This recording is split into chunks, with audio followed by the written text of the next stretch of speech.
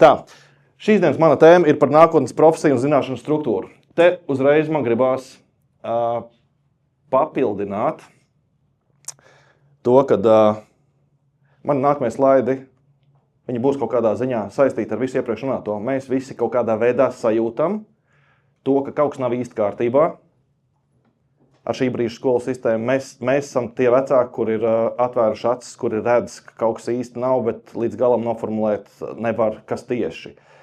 Saprotam to, ka pedagoģija ir milzīga, dziļa, liela tēma, kur jākļūst par reālu pedagogu, lai beigās nesaprast neko. Un tad mēs mēģinām izlobīt laukā kaut kādu esenci. Bet esence slēpjas konstrukcijā, un par to arī es šodien parunāšu. Pirms nākamā slaida man ir jautājums atkal jums, ko jūs sagaidat no sava bērna, kad jūs uz viņu skatāties. Un tas ir vienalga, vai viņš ir bērndārza vecumā, vai viņš ir zīdains, vai viņš ir skolas vecumā, vai viņš ir jau mazulītis, kā tur iepriekš teica, divmetrīgais. Ko jūs no viņa sagaidat? Dzīvotu labāko savu dzīvi. Labi? Super. Vēl? Neko. Šis ir augstākā pilotāža, atvainojos bez mikrofona, šī ir augstākā pilotāža vecāki, kuri grib no sava bērna neko precīzi, paļaujoties, kad viņš vienkārši ir un būt pateicīgi par to, ka viņš ir, tas ir kruta. Es tev varētu aplaudēt, ja man roka nebūtu aizņemts. Vēl.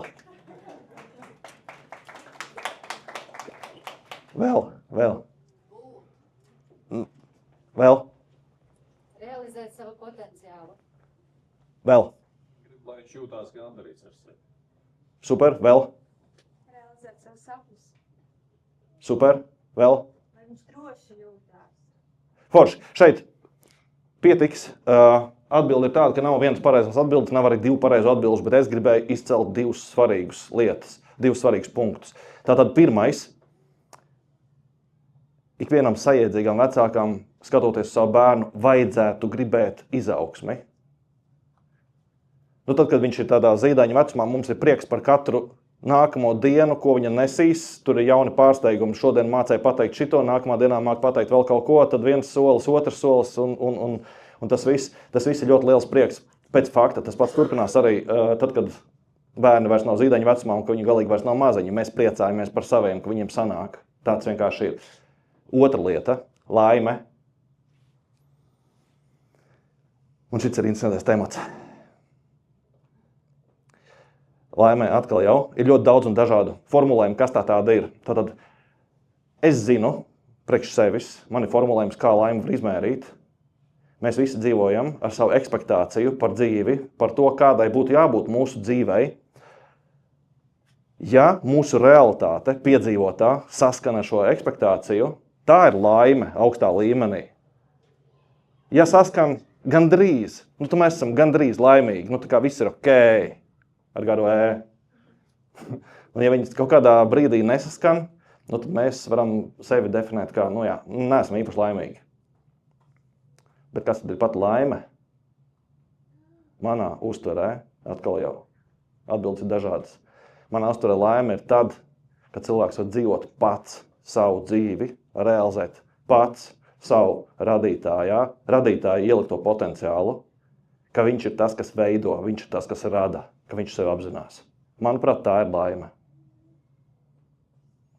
Un tātad mēs ķeramies klāt pie slaidiem. 18. gadsimts, kas šeit notiek? Tā ir bildīta no industriālās revolūcijas, no fabrikas, no laikam jau vai no ogļu rūpniecības, vai no metāla lietuves. Bet pēc fakta tur ir vesela kaudze darbinieku, kuri kā skudrs katrs zina savu vietu. Visi ir mazās skrūvītes, visi pilda konkrētus uzdevumus. Un šis ir ļoti interesants laiks, kāpēc to bildes ielicis. 18. gadsimts, industriālā revolūcija, tas ir tieši tas punkts, kurā sabiedrība piedzīvo ļoti lielas pārmaiņas. Ekonomiski, aiziet prom no agrārās ekonomikas, aiziet projām no amatniecības uz ražošanu, uz pilnīgi citiem procesiem. Tas atkal jau secīgi atver pieprasījumu pēc nenormāli liela darbinieku skaita, turklāt sajēdzīgu darbinieku. Un 18. gadsimts, lai cik prikolīgi tas nebūtu, ir laiks, kad tiek izveidota šobrīd pastāvošā modernā skolu sistēma.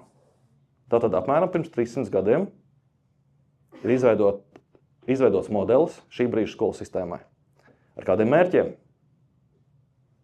Jūs tikko teicāt, ka jūs gribat redzēt laimīgu bērnu, tur tādu, kurš attīstās, tādu, kurš ir priecīgs un tādu, kurš vēl visāds, visas tās labās īpašības, bet šīs te izglītības sistēmas mērķis nav nekas par bērnu. Šīs izglītības sistēmas mērķis ir radīt darbinieku, kurš pirmkārt prot lasīt, konkrēts norādījums, protams. Otrkārt, prot rēķināt, tātad rēķināt prātība. Trešais, kurš spēj iekļauties konkrētā sistēmā. Ceturtais, kurš spēj izpildīt pavēles precīzi. Tāda ir izglītības sistēmas mērķi. Un mēs šobrīd varam runāt ļoti gari un plaši par to, ko mums darīt, ko mums tur izmainīt, kādas skrubiņas un niecīgās lietiņas mums vajadzētu samainīt. Bet ja mēs nemainīsim konstrukciju, ja mēs neredzēsim konstrukciju pāri, nekas diži labs un jauks jau nu nesanāks. Tāpēc man ir prieks par jums klātsošie, ka jūs tikko cēlāt abas rokas. Tas bija prognozējami īstenībā. Nu, lūk, kas notiek šodien? Labrīt. Nomainījušās dekorācijas. Fonā citas tehnoloģijas. Viss ir mazās skrūvītes, kuri pilda kāda cita uzliktos mērķus. Vai šeit ir vieta būt cilvēkam? Viņi ir jāizplēš, viņas tur nav. Mums ir jārada tā vide, kurā mēs izplēšam ar savu piemēru, kurā mēs iemācām saviem bērniem, kurā mēs iedodam saviem bērniem iespēju kļūt reāli par cilvēkiem, būt par cilvēkiem, nevis būt par to, ko no viņiem sistēma sagaida. Un es neesmu sistēmas pretinieks. Pārstāvu Vislatvijas vidusskolu, kura darbojās Latvijā, reģistrēta pēc šīs vietas likumiem un darbojās pēc šīs vietas noteikumiem, bet arī pašā laikā mēs konstruktīvi redzam daudzām lietām pāri. Mēs esam tie, kas to vide veidot pilnīgi savādāku. Nu, lūk. Šeit ir apsolītais temats zināšanas. Un zināšanām ir sava struktūra. Un tas ir nenormāli svarīgi, lai vecāki šo te saprastu un zinātu, ka tāda lieta vispār pastāv. Šajā slaidā ir sava veida prikols. Man komandā ir 40 cilvēki dotajā brīdī. Daži no viņiem ir tikko pēc skolas beigšanas, tātad galīgi svaigām pedagoģijas zināšanām. Daļa ir ar 30 gadu pieredzi jau un vairāk pedagoģijā. Tad, kad es izvilku laukā šo te struktūru un prasīju, kādi ir jūsu komentāri, atpakaļ bija precīzi 0.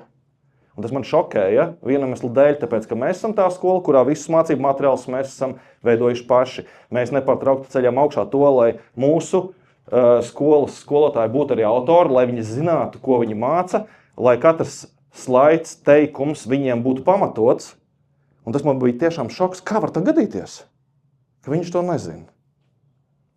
Un šis ir tāds darba fails pēc savas būtības. Tātad zināšanas viņas dalās divās lielās kategorijās. Vienas ir faktoloģiskās, otras ir konstruktīvās.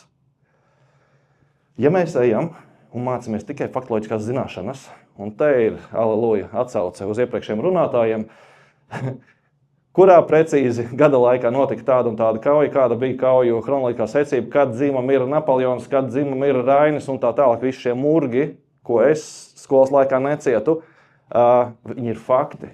Mēs varam bezgalīgi mācīties faktus, būt mūžīgie studenti, lepoties ar to sociumu priekšā, ka mēs taču mācāmies, bet mācīties faktus un būt pilnīgi tupi savā būtībā.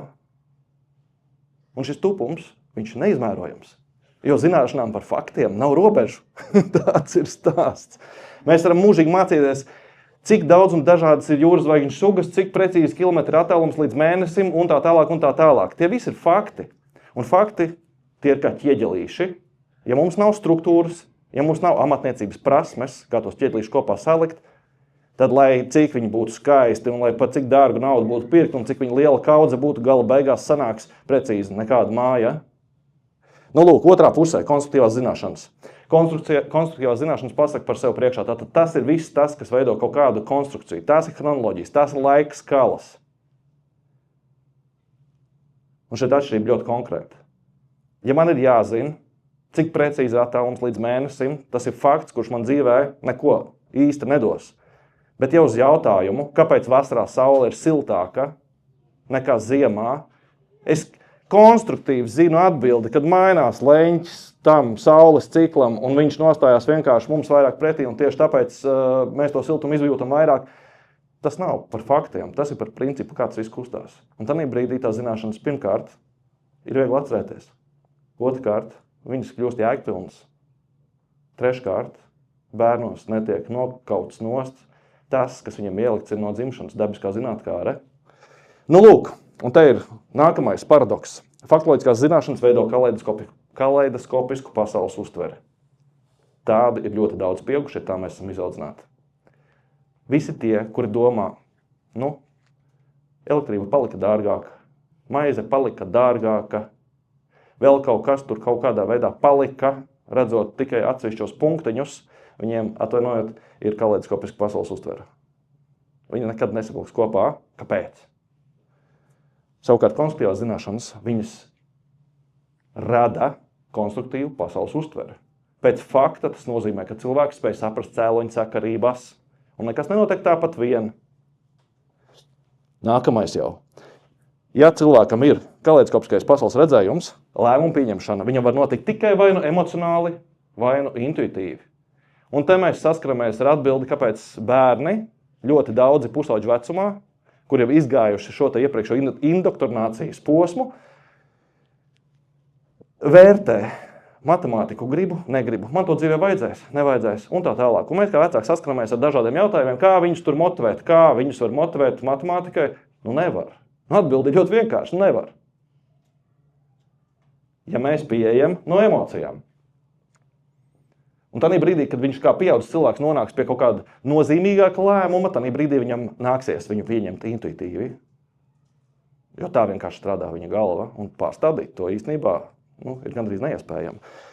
Savukārt konstruktīvām zināšanām lēmumu pieņemšana notiek racionāli un pēc cēloņu sakarībām. Tātad, ja jaunietis ir tāds, kas saka, ok, šodien es eju pumpēties, tāpēc, ka es zinu, ka pēc tam man būs fiziski attīstīts ķermenis, viņš saprot cēloņu sakarības, viņu nevajag vairs motivēt. Ja viņš pilda matemātiku, zinot, ka šitas te punkts viņu aiznesīs līdz nākamajam punktam, viņš atslēgs durvis vaļā pamatskolai, vidusskolai, jebkam, kas priekšā ir nolikts, tā ir atslēga. Ja viņš to zina, tad vairs nav jautājums par motivāciju, vai man to vajag. Daudzas lietas mums vajag, tās, kuras mums negribās. Bet jautājums, vai mums to tiešām vajag? Vai to vajag kaimiņam, vai to vajag mums? Tā ir atbilde, uz kur būtu jāatbild. Nu lūk, un pats pēdējais, pēc faktoloģisko zināšanu iegūšanas cilvēks ir manipulējams. Visi tie, kas ir viegli ietekmējami no ziņām, apsveicu jūs visticamāk esat tajā kategorijā.